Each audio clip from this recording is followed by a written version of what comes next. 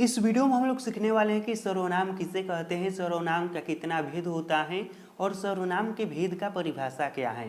कहने का मतलब कि सर्वनाम के बारे में सब कुछ हम सीखने वाले हैं।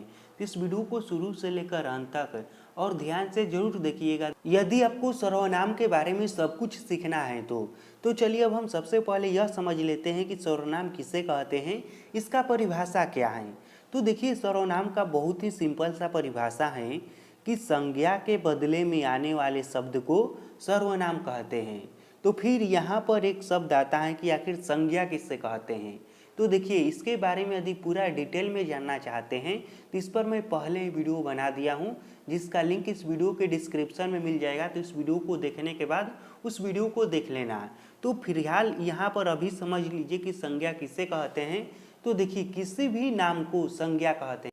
संज्ञा किसे कहते हैं तो किसी भी नाम को संज्ञा कहते हैं। जैसे कि यह हो गया कलम, यह हो गया कॉपी, अभी मैं मोबाइल से वीडियो शूट कर रहा हूँ तो यह हो गया मोबाइल, आपका नाम हो गया, मेरा नाम हो गया, चाहे कोई सा भी दुनिया में क्यों ना नाम हो, यदि नाम है तो वह संज्ञा है। तो संज्ञा नाम को ही कहते हैं। तो अब आप लोग जान गए होंगे कि संज्ञा किसे कहते हैं और संज्ञा के बारे में अच्छे से जानना है तो इस वीडियो के डिस्क्रिप्शन में इसका लिंक मिल जाएगा, वहाँ से उस वीडियो को देख लेना। तो अब आप लोगों को अच्छे से सर्वनाम का परिभाषा समझ में आ गया होगा कि संज्ञा के बदले में आने वाले शब्द को सर्वनाम कहते हैं। देखिए इससे आसान परिभाषा आपको कहीं पर भी नहीं मिलेगा। यह परिभाषा मात्र एक लाइन का है और बहुत ही आसान है कि संज्ञा के बदले में आने वाले शब्द को सर्वनाम कहते हैं। अब हम समझते हैं कि सर्वनाम के कितने भेद होता है। तो देखिए सर्वनाम के 6 भेद होता है। कितना भेद होता है तो 6 भेद होता है। पहला होता है पुरुषवाचक सर्वनाम, दूसरा होता है निजवाचक सर्वनाम, तीसरा होता है निश्चयवाचक सर्वनाम, चौथा होता है अनिश्चयवाचक सर्वनाम, पांचवा होता है संबंधवाचक सर्वनाम और छठवां होता है प्रश्नवाचक सर्वनाम।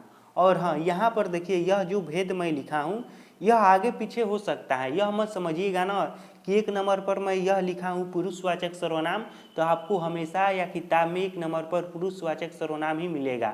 ऐसा कुछ नियम नहीं है, यह आगे पीछे हो सकता है।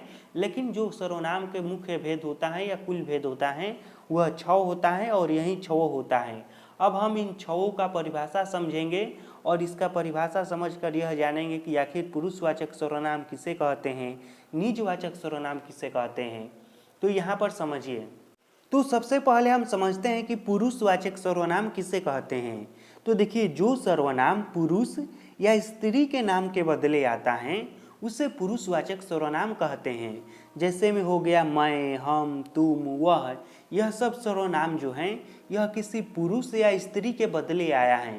तो इस प्रकार का जो भी सर्वनाम रहता है जो किसी पुरुष या स्त्री के बदले आता है या जो किसी पुरुष या स्त्री के नाम के बदले आता है उसे पुरुषवाचक सर्वनाम कहते हैं।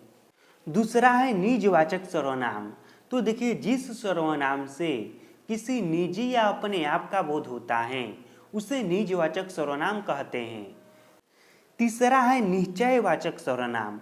तो देखिए जिस सर्वनाम से किसी निश्चित वस्तु का बोध होता है उसे निश्चयवाचक सर्वनाम कहते हैं। जैसे कि यह, वह, तो मान लीजिए हम यह कह रहे हैं तो यह हमें निश्चित मालूम है कि हम इसी वस्तु को कह रहे हैं। तो इस प्रकार के सर्वनाम को निश्चयवाचक सर्वनाम कहते हैं। तो इसका परिभाषा क्या है कि जिस सर्वनाम से किसी निश्चित वस्तु का बोध होता है उसे निश्चयवाचक सर्वनाम कहते हैं। चौथा है अनिश्चयवाचक सर्वनाम। तो अभी जो हमने निश्चयवाचक सर्वनाम पढ़ा है यह ठीक उसका उल्टा है।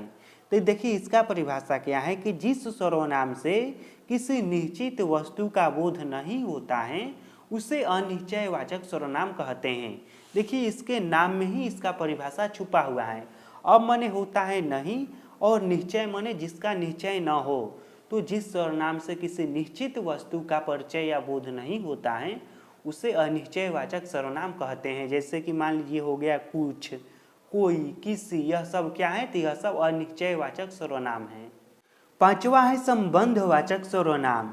तो देखिए जिस सर्वनाम से किसी संज्ञा या सर्वनाम के संबंध का बोध होता है उसे संबंधवाचक सर्वनाम कहते हैं। जैसे में हो गया जो, सो, जिसे, जिनका।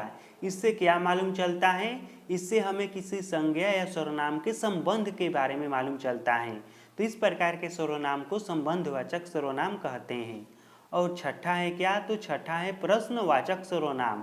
तो जिस सर्वनाम से किसी व्यक्ति या वस्तु के विषय में प्रश्न का बोध होता है उसे प्रश्नवाचक सर्वनाम कहते हैं।